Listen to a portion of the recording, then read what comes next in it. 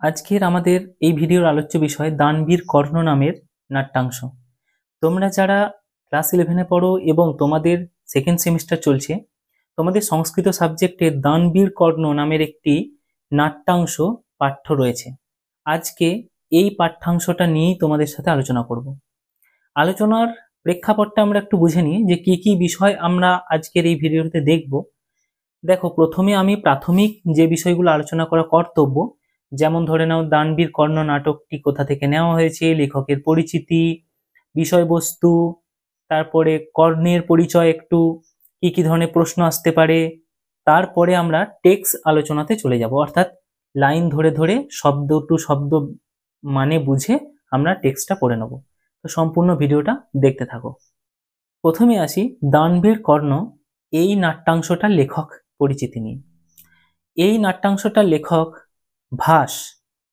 সংস্কৃত সাহিত্য জগতে ভাস নামের একজন লেখকের পরিচিতি আমরা অনেক দিন ধরেই পাই। বিভিন্ন সংস্কৃত লেখনীতে ভাসের নাম উল্লেখ ছিল, কিন্তু ভাসের কোনো লেখনীর নিদর্শন কিন্তু 1909 খ্রিস্টাব্দের আগে পাওয়া যায়নি।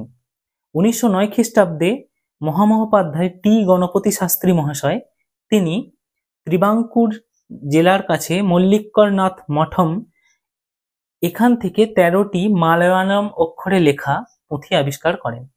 এই পুঁথিতে ভাসের একাঙ্ক কতগুলো নাটক এবং আরো কিছু ছিল, সেগুলোকে 1915 থেকে 22-এর মধ্যে ওই টি গণপতি শাস্ত্রী মহাশয় প্রকাশ করেন। সেখান থেকেই আমরা, অর্থাৎ আমরা যারা পাঠক সমাজ, তারা জানতে পারি যে ভাস নামের রচয়িতা ছিলেন এবং তার লেখনী কি কি, অর্থাৎ তিনি কি কি লিখেছেন। সেখানেই কর্ণভারম নামের একটি একাঙ্ক ব্যয়ক জাতীয় রূপকের আমরা উল্লেখ পাই। এই কর্ণভারম রূপকটির থেকেই তোমাদের দানবীর কর্ণ এই পাঠ্যাংশটি গ্রহণ করা হয়েছে। এবার আসি কর্ণ প্রসঙ্গে কিছু কথা, কারণ এই টেক্সটটা, অর্থাৎ এই সমগ্র নাট্যাংশটা দানবীর কর্ণ অর্থাৎ কর্ণকে নিয়েই, তাই কর্ণের চরিত্রের কিছু পরিচয় আমাদের জেনে রাখা একান্ত কর্তব্য। তাই সেগুলো একটু বুঝে নিই। কর্ণ হলো কুন্তী আর সূর্যদেবের পুত্র, অর্থাৎ মহাভারতে আমরা পেয়েছি যে পাণ্ডবরা এবং কৌরবরা, পাণ্ডবদের মাতা হলেন কুন্তী, আর সেই পাণ্ডবদেরই জ্যৈষ্ঠ পুত্র, অর্থাৎ সর্বপ্রথম কুন্তীর যে পুত্র হয়েছিল সূর্যদেবের আশীর্বাদে, সেটা ছিল কর্ণ। কর্ণ যখন হয়েছিল তখন কুন্তী অবিবাহিত ছিল, তাই অবিবাহিত অবস্থায় পুত্র সন্তান জন্মগ্রহণ এটা সমাজে কলঙ্কের চোখে দেখাবে, সেজন্য কর্ণকে ভাসিয়ে দেওয়া হয়েছিল। কুন্তী ভাসিয়ে দেওয়ার পর আমাদের ভীষ্মের রথের যে সারথি ছিলেন, রথ যিনি চালাতেন, তিনি কর্ণকে পেয়েছিলেন এবং সেখানেই তিনি মানুষ হয়েছেন এবং বড় হয়েছেন। সুতপুত্র নামে তাকে আমরা চিনি। সেই কর্ণ মহাভারতের যুদ্ধে কৌরবদের পক্ষে নিয়েছিল, অর্থাৎ পাণ্ডবদের বিপক্ষে যোগদান করেছিল। এমনটা আছে যে মহাভারতের সব থেকে বীর চরিত্র, অর্থাৎ সব থেকে যদি যুদ্ধে নিপুণ এবং সব থেকে যুদ্ধে দক্ষ ব্যক্তি যদি কেউ ছিল, সেটা কর্ণ। কিন্তু তিনি সব থেকে বেশি কিন্তু অবহেলিত ছিলেন, অর্থাৎ মায়ের সাপোর্ট পাননি, কোনো পরিবারের সাপোর্ট পাননি, সব থেকে অবহেলিত ছিলেন। কিন্তু সব থেকে ট্যালেন্টেড, অর্থাৎ যেটাকে আমরা ট্যালেন্টেড বলে থাকি, সব থেকে ট্যালেন্টেড চরিত্র ছিল কিন্তু কর্ণই। কিন্তু তিনি তার ট্যালেন্ট দেখানোর, অর্থাৎ তার যোগ্যতা দেখানোর সুযোগই পাননি। এইভাবে মহাভারতের যে চরিত্র তোমরা সব মহাভারত নিয়ে পড়লে দেখতে পাবে। তো তোমাদের এই দানবীর কর্ণ এই নাট্যাংশটা কর্ণের কুরুক্ষেত্র যুদ্ধক্ষেত্রে যাওয়ার আগের একটা ঘটনার বিবরণ এখানে বলা আছে। এবার আসি তোমাদের পাঠ্য দানবীর কর্ণ এই নাট্যাংশটার বিষয়বস্তু নিয়ে সংক্ষেপে জানবো। দেখো, আমরা টেক্সট পড়ার আগে বিষয়বস্তু সম্পর্কে একটু জেনে নিই। দানবীর কর্ণ এই নাট্যাংশটার প্রেক্ষাপটটাকে একটু বোঝা আমাদের কিন্তু জরুরি আছে।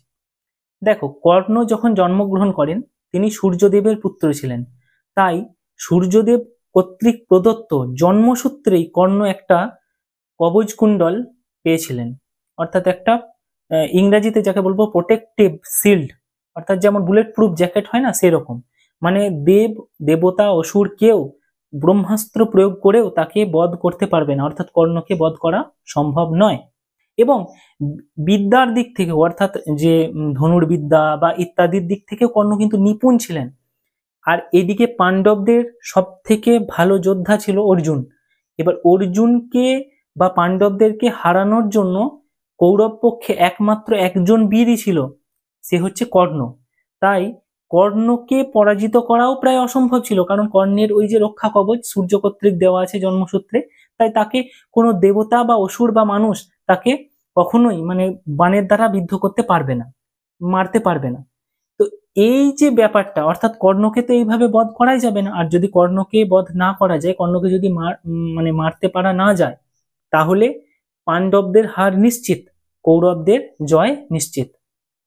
এই জিনিসটাকে লক্ষ্য রেখে শ্রীকৃষ্ণ, অর্থাৎ অর্জুনের রথের সারথি ছিলেন শ্রীকৃষ্ণ, তিনি এই বিষয়টাকে লক্ষ্য করলেন যে কর্ণকে হারাতে গেলে, অর্থাৎ কর্ণকে বধ করতে গেলে তার ওই কবচ কুণ্ডল, যেটা তার মানে সূর্য দেব কর্তৃক প্রদত্ত, সেটাকে ছিনিয়ে নিতে হবে। সেটাকে কিভাবে ছেনানো যাবে না, কর্ণ ছিলেন দানবীর, অর্থাৎ সবাইকে যা প্রতিশ্রুতি দিতেন তিনি তাই করতেন, এবং তার কাছে মুক্ত হস্তে মানে কেউ যদি কিছু দান চাইতো তিনি তা দিয়ে দিতেন নিজের জীবন পর্যন্ত। এরকম আর কি তার প্রতিশ্রুতিবদ্ধ ছিল যে যে যা কথা রাখবো আমি, এরকম।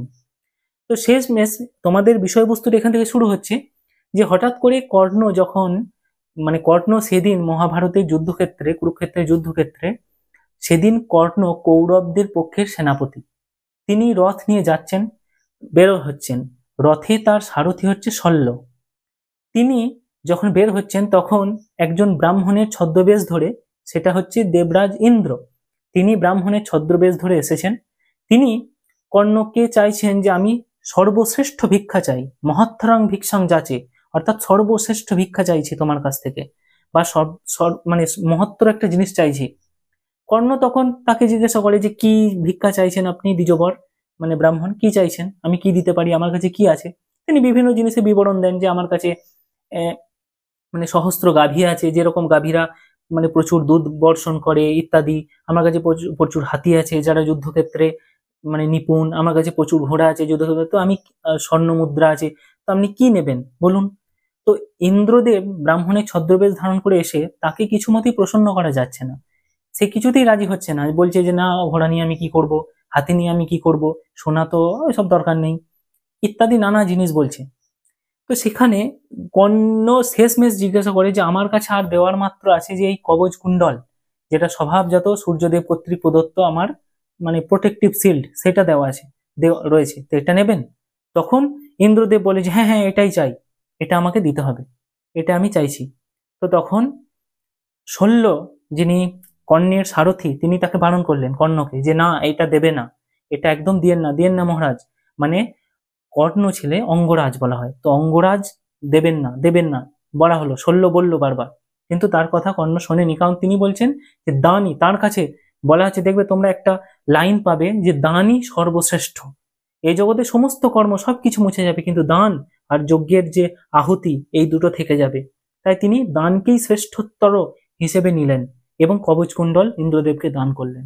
তিনি বুঝতে পারলেন যে ইন্দ্রদেব ছলনা করছে, ইন্দ্রদেব ছলনা করে আমার কাছে এটা নিয়ে গেছে, তাও তিনি দিয়েছেন, কারণ তিনি দানে প্রতিশ্রুতিবদ্ধ। তো এইটাই মোটামুটি তোমাদের বিষয়বস্তু।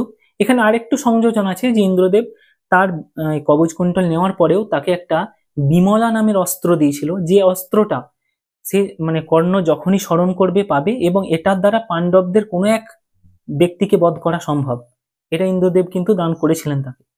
তো এইখানেই তোমাদের পুরো যে দানবীর কর্ণ, এই নাট্যাংশটা শেষ হচ্ছে এইভাবে। এবার আসি নামকরণ, যে দানবীর কর্ণ, এই নামকরণটা কতখানি সার্থক। তোমাদের প্রশ্ন আসতে পারে যে এই নামকরণটা কি সার্থক হয়েছে আদপেও, নাকি ঠিক হয়নি। তো যুক্তি সহকারে তোমাদেরকে কিন্তু বুঝিয়ে দিতে হয় যে ঠিক হয়েছে কি হয়নি। দেখো, এখানে দুটো কথা আছে, একটা হচ্ছে দানবীর, দান আর বীর, আর কর্ণ। কে দানবীর না কর্ণ, কেন না দানে বীর। দানে বীর বলতে দেখো এখানে একটা গল্প বোঝো, ছোট্ট একটা গল্প কাহিনী বলি। কর্ণ যখন যুদ্ধক্ষেত্রে যাচ্ছে, তার ওই যে সূর্য প্রদত্ত কবচ কুণ্ডল, যেটা তাকে রক্ষা কবচ, যেটা তাকে রক্ষা করবে, এই যুদ্ধক্ষেত্রে সেই মুহূর্তে তার সব থেকে প্রয়োজন ওটার, কিন্তু সে ওই প্রতিশ্রুতিবদ্ধ।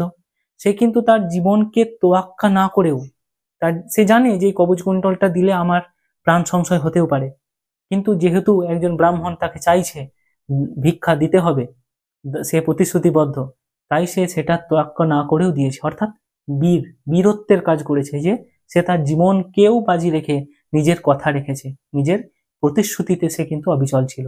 তাই দানে বীর, তো সেই অর্থে দান বীর কর্ণ, এইভাবেই নামকরণ কিন্তু যথার্থ হয়েছে বলে মনে করা হয়। এবার আসি যে এখান থেকে কি ধরনের প্রশ্ন আসতে পারে। দেখুন, প্রথমত আসতে পারে ইন্দ্র দেবতা, যিনি ব্রাহ্মণের ছদ্মবেশে এখানে এসেছিলেন, তার চরিত্র কেমন ক্যারেক্টারিস্টিক এখানে ফুটে উঠছে। দ্বিতীয়ত কর্ণের চরিত্র, কর্ণ কি ধরনের ক্যারেক্টারিস্টিক এখানে ফুটে উঠেছে। তৃতীয় প্রশ্ন আসতে পারে যে ইন্দ্র দেবতার সাথে কর্ণের কথোপকথন কি হয়েছিল, এটা আসতে পারে। কর্ণ ইন্দ্রদেবকে অর্থাৎ শক্রকে কি কি দান করতে চেয়েছিলেন তার বিবরণ, এটা এখানে প্রশ্ন আসতে পারে। এছাড়াও কতকগুলো বিশেষ শ্লোক আছে, যে শ্লোকগুলোর মধ্যে দানের মহত্ব, যে শ্লোকগুলোর মধ্যে জীবনের মহত্ব ইত্যাদি ফুটে উঠেছে, এই শ্লোকগুলোর কিন্তু ভাবার্থ বা ব্যাখ্যা বিশ্লেষণ আসতে পারে। তো এইগুলো তোমরা ভালোভাবে এখান থেকে তৈরি অবশ্যই করে নেবে। এবার চলে যাব আমরা টেক্সটে। টেক্সট পড়ার আগে তোমাদের সকলকেই বলবো যে টেক্সট বইটা অবশ্যই সাথে রাখবে এবং টেক্সটের পুঙ্খানুপুঙ্খ বিশ্লেষণ ব্যাখ্যা অবশ্যই দেখবে। যদি ভিডিওটা ভালো লাগে অবশ্যই একটা লাইক, আর চ্যানেলে এই ধরনের আরো ভিডিও দেখতে থাকলে অবশ্যই সাবস্ক্রাইব করে নেবে। দেখো, টেক্সটের আলোচনায় চলে এসেছি। দেখো, টেক্সটের আলোচনা প্রথমেই আমরা প্রত্যেকটা শব্দকে কেটে কেটে উচ্চারণ করে তবেই মানে করে দেখে নেব। দেখো, প্রথমে বলা আছে নেপথ্যে।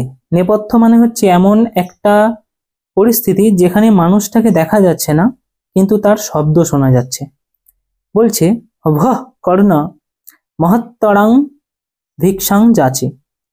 হে কর্ণ, মহত্তর অর্থাৎ মহান, বিশাল, গুরুত্বপূর্ণ ভিক্ষা চাইছি। কর্ণ আকর্ণীয়। কর্ণ শুনে শুনে বলছে অয়ে বীর্যবান শব্দ, এটা তো কোনো বীর্যবানের শব্দ মনে হচ্ছে, অর্থাৎ কোনো তেজস্বী মানুষ, কোনো গুরুগম্ভীর মানুষের শব্দ মনে হচ্ছে। শ্রীমানেশ না কেবলং দ্বিজবর। এই শ্রীমান যার শব্দ শুনতে পাচ্ছি এ কেবল দ্বিজবর অর্থাৎ ব্রাহ্মণ শ্রেষ্ঠ এরকমই নন। যস্মাৎ প্রভাব মহান, এনার প্রভাবও কিন্তু খুব মহান। আকর্ণ স্বরমস্য ধীর নিনাদং। এনার স্বর কেমন, গলার স্বর না ধীর এবং গম্ভীর, নিনাদ। ধীর নিনাদং চিত্রার্পিতাঙ্গ ইব। পটে আঁকা ছবির মতো অঙ্গগুলি হয়ে গেছে। কাদের না, বলছে উৎকর্ণ স্তিমিতঞ্চিত অক্ষবলিত গিবার্পিত অগ্রনানং তিষ্ঠন্তি অস্যব সাঙ্গষ্ঠী সহসা যন্ত মমৈতে হয়া।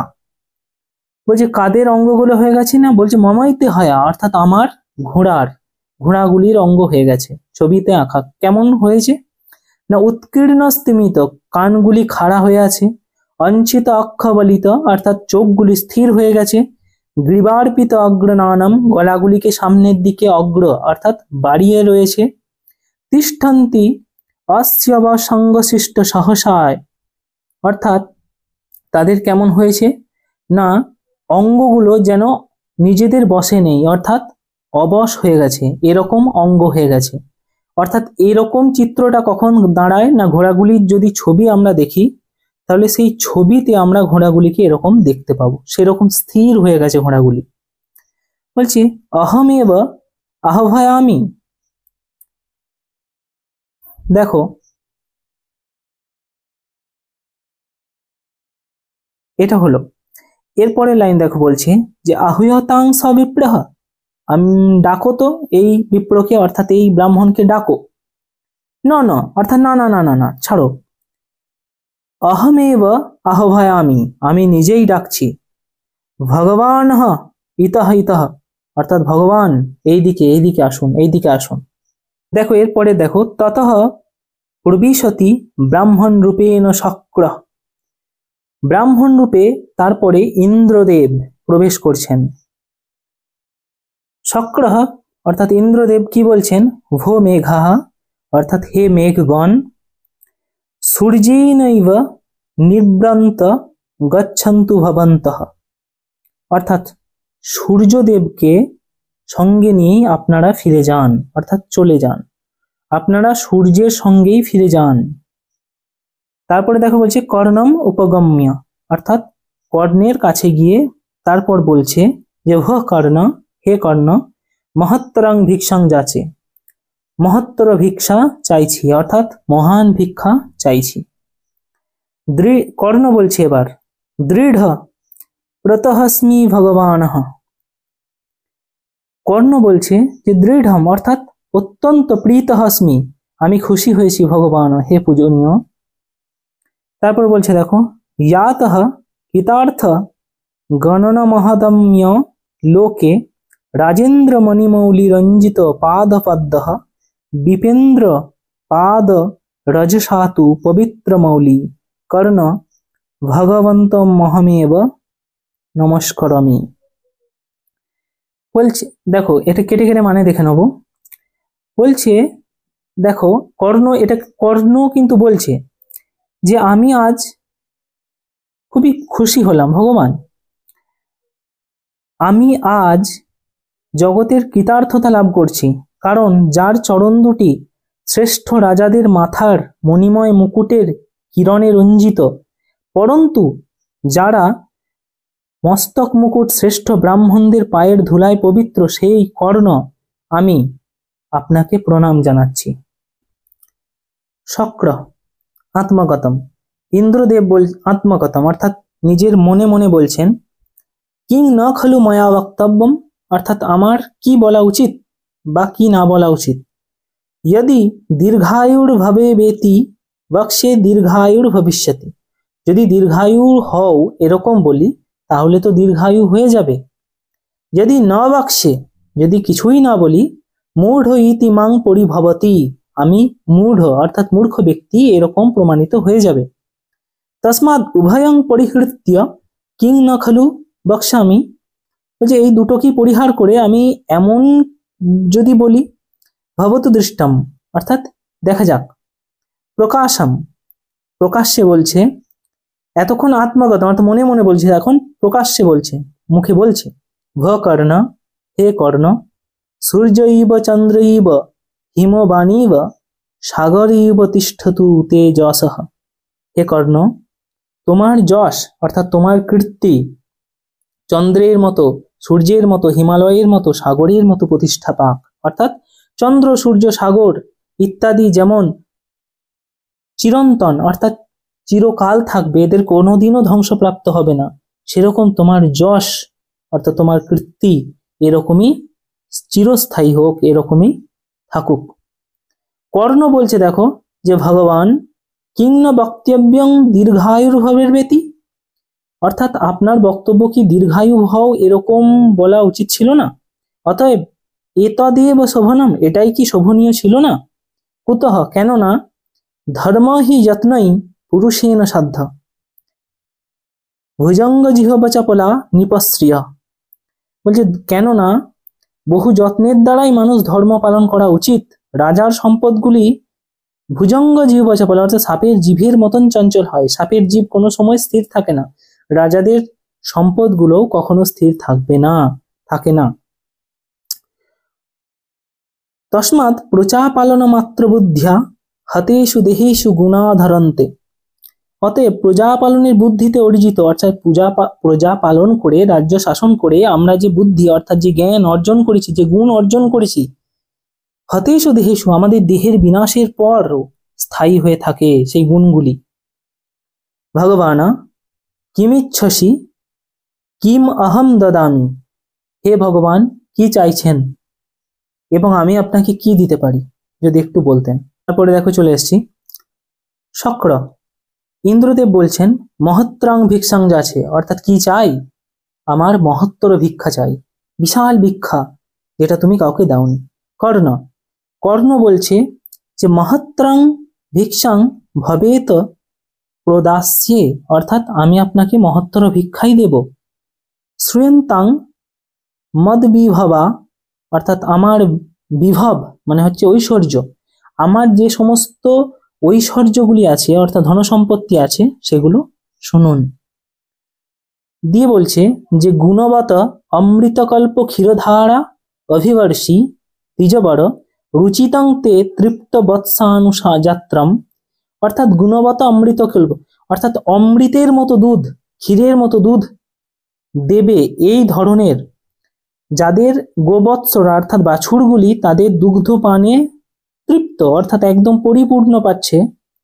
তরুণম অধিক প্রার্থনীয়ং পবিত্রম বিহিত কনক শৃঙ্গং গোহ সহস্রম দদামি। তরুণম অর্থাৎ একদম তরুণ, অধিক প্রার্থনীয় অর্থাৎ সবাই এই ধরনেরই চায়, পবিত্রং পবিত্র, এবং বিহিত কনক শৃঙ্গং তাদের শৃঙ্গগুলি কনক অর্থাৎ সোনায় মোড়া আছে, এই ধরনের গোহ সহস্রং দদামি, এই ধরনের 1000টি গরু অর্থাৎ গাভী আমি আপনাকে দান করব। কেমন গরু? এই যে একটু আগে বিবরণ বললাম যে অমৃততুল্য মধুর দুগ্ধ বর্ষণকারী কান্তিযুক্ত গোবৎসর অর্থাৎ বাছুরেরা যাদের অনুসরণ করে এবং পরিতৃপ্ত দুধ পান করে, তরুণ এবং যা মানে সবাই যাদেরকে চায় এই ধরনের শিংগুলি যাদের সোনায় মরা, এই ধরনের পবিত্র 1000টি গাভী আপনাকে দান করব। এরপরে দেখো শক্র বলছে গোহ সহস্রমিতি অর্থাৎ 1000 গাভী। মুহূর্তকং ক্ষীরং পেবামি, আমি তো অল্প সময়ই ক্ষীর অর্থাৎ দুগ্ধ পান করি। নেচ্ছামি কর্ণ নেচ্ছামি, চাই না কর্ণ, এরকম নেব না, চাই না। কর্ণ কর্ণ বলছে কিং নেচ্ছাতি ভাবান, অর্থাৎ তাহলে কি এরকম নেবেন কি? একবার ইদমপি শ্রুয়তাম, এরকম শুনুন। বলছে রবি তুরগ সমানং, অর্থাৎ রবি মানে সূর্য, তুরগ মানে হচ্ছে ঘোড়া, সূর্যের ঘোড়ার সমান। সাধনং রাজলক্ষ্য অর্থাৎ রাজাদের লাভের উপায় স্বরূপ, অর্থাৎ রাজাদের লাভ হবে এই ধরনের। সকল নৃপতি মান্যং, সকল নৃপতি মানে সকল রাজারা যাকে মান্য অর্থাৎ যাদেরকে সম্মান করে এই ধরনের। মান্য কম্বজ জাতম, এই ধরনের কম্বজ জাত বিখ্যাত বিখ্যাত। সুগুণমপি লবেগং যুদ্ধ দৃষ্ট বদানং, অর্থাৎ এই ধরনের সুগুণ অর্থাৎ সুন্দর গুণে পরিপুষ্ট।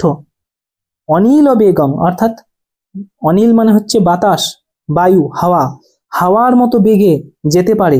যুদ্ধ দৃষ্ট বদানং অর্থাৎ যুদ্ধে যাদের ভালো কাজে লাগে এই ধরনের। সপদি বহু সহস্রম বাজিনাং তে দদামি, সপদি এই ধরনের বহু সহস্র, বাজিনাং বাজিনাং হচ্ছে ঘোড়া, তে দদামি আপনাকে দিতে চাই। তারপরে দেখো শক্র অশ্বইতি মুহূর্তকম আরোহামি, অর্থাৎ ঘোড়া তো আমি ক্ষণিকের মাত্র চড়ি। নেচ্ছামি কর্ণ নেচ্ছামি, চাই না কর্ণ, এই ধরনের ভিক্ষা নয়, চাই না। কর্ণ এবার কর্ণ বলছে দেখো যে কিং নেচ্ছাতি ভাবানা, অর্থাৎ এরকম কি চান না? অন্যতপি শ্রুয়তামা, আর তাহলে এইরকম শুনুন। বলছে মদভরিত কপলং শঠপদই সেব্যমানং, বলছে যাদের গণ্ডদেশ, কপল মানে গণ্ডদেশ গাল, মদিরাপূর্ণ মদ ভরিতং অর্থাৎ মদিরাপূর্ণ, ফলের রস মদিরাতে ভরপুর।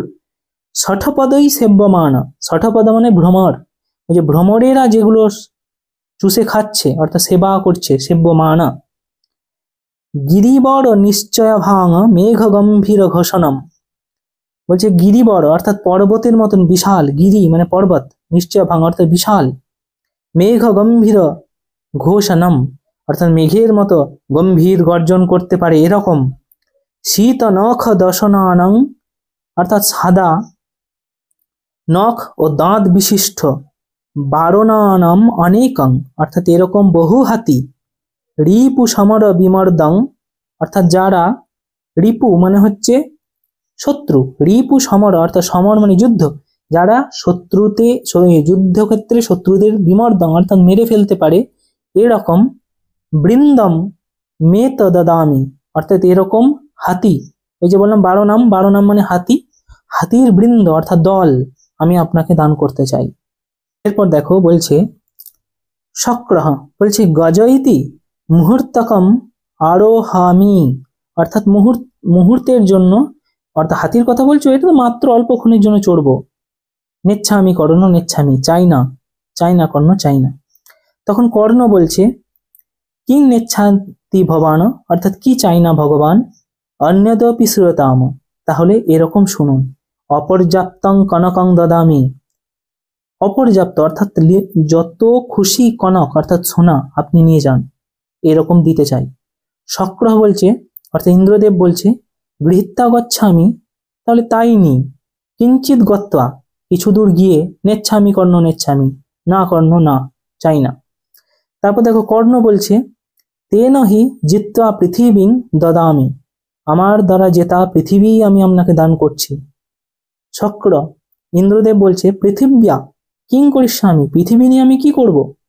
কর্ণ তারপরে বলছে দেখো তেন অগ্নিষ্ঠম ফলং দদামি, আমি আমার অগ্নিষ্ঠম যজ্ঞের যে ফল, অগ্নিষ্ঠম মানে একটি যজ্ঞ হয়, খুবই কঠিন যজ্ঞ, এবং রাজারা আগেকার দিনে এই যজ্ঞ করতো, এই যজ্ঞের ফল খুব সুন্দর হয় এবং যজ্ঞটাও খুব কঠিন। তা বলছে সেই যজ্ঞের ফল আমি আপনাকে দিয়ে দিতে চাই। শক্র ইন্দ্রদেব বলছে অগ্নিষ্ঠম ফলেন কিং কার্যম, অগ্নিষ্ঠম ফলে আমার কি প্রয়োজন, কি করব আমি। কর্ণ বলছে তেন হি মত শির দদামি, মত শির দদামি হবে, তেন হি অর্থাৎ তাহলে, মত শির আমার শির অর্থাৎ মাথা অর্থাৎ মস্তক কেটে ফেলুন, অর্থাৎ আমি আমার মাথা নিয়ে যান। শক্র অর্থাৎ ইন্দ্রদেব বলছে অবিহা অবিহা, অর্থাৎ না না না, সর্বনাশ সর্বনাশ, চাই না চাই না, না এটা নয়। কর্ণ তখন বলছে ন ভেত্যব্যম, ন ভেত্যব্যম, ভীত হবেন না, ভয় পাবেন না, ভয় পাবেন না। প্রসীদতু ভবান, অর্থাৎ হে ভগবান আপনি প্রসন্ন হন। অন্যদপি শ্রুয়তাম, অন্য শুনুন। অঙ্গই সহিব জনিতং মম দেহ রক্ষা, বলছে আমার অঙ্গের সাথেই সহজাত, অঙ্গের সাথে অর্থাৎ শরীরের সহজাত আমার দেহ রক্ষার জন্যে দেব অসুরৈরপি ন ভেদ্যমিদং মহাস্ত্রই, দেব দেবতা এবং অসুর শ্রেষ্ঠ অস্ত্রগুলির দ্বারাও অভেদ্য, অর্থাৎ দেব অসুরৈরপি ন ভেদ্যম, অর্থাৎ ভেদ করতে পারবে না, মিদং মহাস্ত্রই তাদের মহাস্ত্র প্রয়োগ করেও ভেদ করতে পারবে না। দেয়ং তথাপি কবজং, এরকম কবজ, সহ কুণ্ডলাভ্যাং, এরকম কবজ এবং কুণ্ডল এই দুটোই আমি আপনাকে দেব। প্রীত্যাময়া ভগবতে রুচিতং যদি স্যাৎ, অর্থাৎ আনন্দের সঙ্গে দেব যদি আপনি মহাশয়ের রুচি হয়, অর্থাৎ আপনি যদি এটা নিতে চান দেব। অর্থাৎ এবার যে আসল বক্তব্য যেটার জন্য ইন্দ্রদেব কর্ণের কাছে ভিক্ষা চাইতে এসেছে সেটাই কর্ণ বলে ফেললো, যে আমার সহজাত, আমার শরীরে যে কবচ কুণ্ডল আছে, যেটা দেব এবং অসুরের মহাস্ত্র কেউ আমাকে বিনাশ করতে পারবে না, সূর্যদেব কর্তৃক দিত, সেই কবচ কুণ্ডল আমি আপনাকে দিয়ে দেব। যদি আপনি খুশি হন এতে, তাহলে এতেই খুশি হন, আমি এটাই আপনাকে দান করব। এরপরে দেখো শক্র সহর্ষম দদাতু দদাতু, অর্থাৎ দাও দাও, দিন দিন, এরকম চেয়ে নিচ্ছে। কর্ণ তখন আত্মগতম, মনে মনে ভাবছে, মনে মনে বলছে এস এ বাস্যহ কাম্য, অর্থাৎ এটাই এর কামনা, অর্থাৎ এস এ বাস্য কাম্য, এটাই এ চাইছে। কিং ন খলব অনেক পটবুদ্ধে কৃষ্ণস্ব পায়, এটা তো কৃষ্ণের কোনো চক্রান্ত বা কূটবুদ্ধি নয়, এরকম ভাবছে। সোহপি ভবন্তু, অর্থাৎ তা যাই হোক, যাই হোক। ধীক যুক্ত অনুশোচিতম, ধীক যুক্তম ন অনুশোচিতম, অর্থাৎ পরে অনুশোচনা, ছি এরকম অনুশোচনা করা উচিত নয়। নাস্তি সংশয়, কোনো সংশয় প্রকাশও করা উচিত নয়। প্রকাশ্যে, এবার প্রকাশ্যে বলছে গৃহত্যাম, গ্রহণ করুন। তখনই শল্য বলছে কৃষ্ণের যিনি সারথি ছিলেন, কর্ণের যিনি সারথি ছিলেন, কর্ণের সারথি বলছে অঙ্গরাজ, অর্থাৎ হে অঙ্গরাজ কর্ণ, ন দাতব্যম ন দাতব্যম, একদম দেবেন না, একদম দেবেন না, অর্থাৎ হে অঙ্গরাজ একদম দেবেন না দান, এই দান দেবেন না। কর্ণ বলছে যে শল্যরাজ অলম অলম বারৈত্যা, বলছি বারণ করো না, বারণ করো না। পশ্য দেখো, শিক্ষা ক্ষয়ং গচ্ছতি কাল পর্যায়াত, শিক্ষা কাল অর্থাৎ সময়ে সময়ে ক্ষয় প্রাপ্ত হবে, অর্থাৎ সব শিক্ষা ভুলে যেতেও পারে মানুষ, এরকমও হতে পারে। সুবুদ্ধা মূলা নিপতন্তি পাদপাহা, অর্থাৎ যে গাছ গোড়া থেকে শক্ত হয়ে মাটিতে ধরে আছে সেই গাছও একসময় পড়ে যেতে পারে, অর্থাৎ পড়ে যাবে। জলং জলস্থানগতং চ শুষ্যতি, জল জলাশয় থেকেও শুকিয়ে যায়। হুতং চ দত্তং চ তথৈব তিষ্ঠন্তি, বলছে হুত অর্থাৎ আহুত, মানে যজ্ঞে যে আহুতি প্রদান করা হয়, অর্থাৎ যজ্ঞে আমরা আহুতি প্রদান করার সময় যে কামনা করি, যে প্রার্থনা করি, যে পবিত্র কামনা নিয়ে আমরা যজ্ঞ আহুতি দিই, সেটা, আর দত্তং আর দান জিনিস, চ তথৈব তিষ্ঠন্তি, এই দুটো জিনিস চিরকালের জন্য তেমনই থাকে। অর্থাৎ হোমে দান করা এবং হোমে যজ্ঞের আহুতি দেওয়া এবং দান, এগুলো চিরকালই একই থাকে। অর্থাৎ কর্ণ বলছে যে হে শল্যরাজ, সব এই জগতে সব কিছুই একসময় শেষ হয়ে যায়, কিন্তু দান আর যজ্ঞের আহুতি, এই দুটো জিনিস কিন্তু হে শল্যরাজ চিরকাল থেকে যায়। তসমাদ গৃচ্ছতামা নিকৃত্য দদাতি, অর্থাৎ অতএব গ্রহণ করুন, নিকৃত্য দদাতি অর্থাৎ শরীর থেকে কেটে দিয়ে দিলেন কবচকুণ্ডল। এরপরে দেখো শক্র, গৃহীত্ব আত্মগতম, কবচ এবার পেয়ে গেছে শক্র অর্থাৎ ইন্দ্রদেব, হাতে পেয়ে, হস্ত অর্থাৎ হাতে পেয়ে, আত্মগতম মনে মনে বলছে, গৃহীতে এতে অর্থাৎ আনন্দ লাগছে, দু হাত দিয়ে নিয়ে বলছে যে পূর্বম অর্জুন বিজয়ার্থং, পূর্বমেব অর্জুন বিজয়ার্থং সর্ব দেবৈয়ত, অর্থাৎ পূর্বেই অর্জুনের জয়ের জন্য সর্বদেবই অর্থাৎ সমস্ত দেবতারা, যত অর্থাৎ যেটা, সমর্থিতং যেটা চেয়েছিলেন, তদ ইদানিং ময়া অনুষ্ঠিতম, সেটা আমি এখনই করলাম, অর্থাৎ সেই যে জয়লাভের জন্য দেবতারা যা চেয়েছিলেন এখন আমি এটা করলাম, সম্পন্ন করলাম। তস্মাদহম ঐরাবর্তম, অর্থাৎ তস্মাদহম ঐরাবর্তম আরুহ অর্জুন কর্ণয়ঃ দ্বন্দ্বযুদ্ধং পশ্যামি দিয়ে নিষ্ক্রান্ত, অর্থাৎ তস্মাদহম অর্থাৎ আমি এখন ঐরাবতম অর্থাৎ হাতিতে চড়ে, আরুহ অর্থাৎ চড়ে, অর্জুন কর্ণয় দ্বন্দ্বযুদ্ধ পশ্যামি, অর্জুন এবং কর্ণের দ্বন্দ্বযুদ্ধ অর্থাৎ যুদ্ধ দেখতে পশ্যামি চলে যাচ্ছি দিয়ে নিষ্ক্রান্ত চলে গেল। অর্থাৎ ইন্দ্রদেব এসেছিল যে উদ্দেশ্যে, ওই সূর্য কর্তৃক প্রদত্ত যে একটা, অর্থাৎ ইন্দ্রদেব এসেছিল যেটা করতে, অর্থাৎ সূর্যদেব কর্তৃত্ব যে কবচকুণ্ডল কর্ণের কাছে ছিল, সেটা যদি কেড়ে নেওয়া যায় তাহলে অর্জুন কর্ণকে হারাতে পারবে এবং মারতে পারবে, সেটা নিতে। তো সেটা নেওয়া হয়ে গেছে, এবার চলে গেল। শল্য, শল্য বলছে যে ভূ অঙ্গরাজ বঞ্চিত খল্লু ভবান, অর্থাৎ হে অঙ্গরাজ আপনি অবশ্যই বঞ্চিত হলেন, অর্থাৎ আপনার সাথে বঞ্চনা মানে মিথ্যা কিছু বলে আপনাকে বঞ্চনা করা হলো, বঞ্চিত হলেন আপনি। কর্ণ বলছে কে নহ, অর্থাৎ কেন। শল্য বলছে যে শক্রেন, অর্থাৎ ইন্দ্রদেবের দ্বারা, অর্থাৎ কর্ণ বলছে কে নহ, অর্থাৎ কার দ্বারা বঞ্চিত হলাম আমি। শল্য বলছে ইন্দ্রদেব অর্থাৎ শক্রেন, অর্থাৎ ইন্দ্রদেবের দ্বারা আপনি বঞ্চিত হলেন, ইন্দ্রদেব আপনাকে বঞ্চনা অর্থাৎ মিথ্যা বুঝিয়ে এটা নিয়ে চলে গেল। কর্ণ তখন বলছে যে ন খলু শক্র খলু ময়া বঞ্চিত কুতঃ, বলছে নিশ্চয়ই তা নয়, অর্থাৎ এটা নয়, ইন্দ্র অবশ্য আমার দ্বারা বঞ্চিত হলেন। এখানে খুব একটা গুরুত্বপূর্ণ দেখো কথা, কর্ণ বলছে যে আমি বঞ্চিত হইনি শল্যরাজ,